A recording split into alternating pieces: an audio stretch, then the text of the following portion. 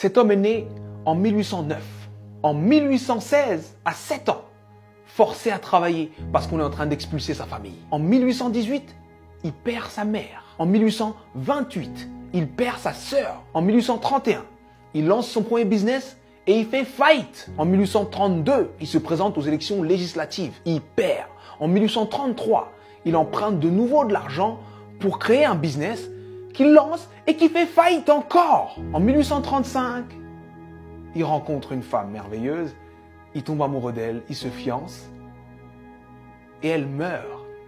En 1836, il rentre dans une période sombre de sa vie, il rentre dans une dépression profonde. Et il reste alité pendant 6 mois consécutifs. Mais il se relève. Il se relève et cette même année, 1836, il se représente aux élections législatives et il perd de nouveau. En 1840, il se présente pour être électeur. Il perd. Et en 1842, il rencontre la femme avec qui il va finir sa vie, sa femme. Il tombe amoureux, il se fiance, il se marie et elle lui donne 4 enfants. Et il en perd 3. En 1843, il se présente au Congrès et il perd. En 1845, il se présente de nouveau au Congrès et il perd de nouveau. En 1850, son fils meurt. En 1854, il se présente au Sénat, il perd.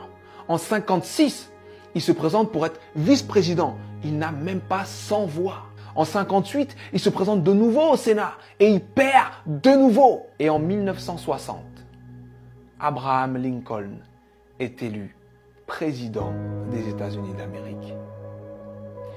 Et il fait 2 mandats exceptionnels qui font de lui l'un des présidents les plus respectés et les plus impactants de l'histoire des États-Unis. C'était important que je te raconte cette histoire. C'était important que je te raconte cette histoire parce que on voit le héros, mais on ne voit pas les coulisses de la réussite.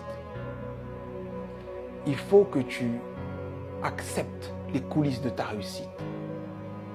Peu importe la difficulté, peu importe ce qui se passe, peu importe ce que tu dis, sache que tant que tu respires, ton but t'attend. Tant que tu respires, ton rêve t'attend. Et je vais te dire une chose que je veux que tu gardes dans ta tête et dans ton cœur le plus longtemps possible et que tu te répètes le plus souvent possible. Les épreuves que tu trouves sur ton parcours sont adaptées à ton potentiel. Les petits potentiels ont de petites épreuves. Les gros potentiels ont de grosses épreuves.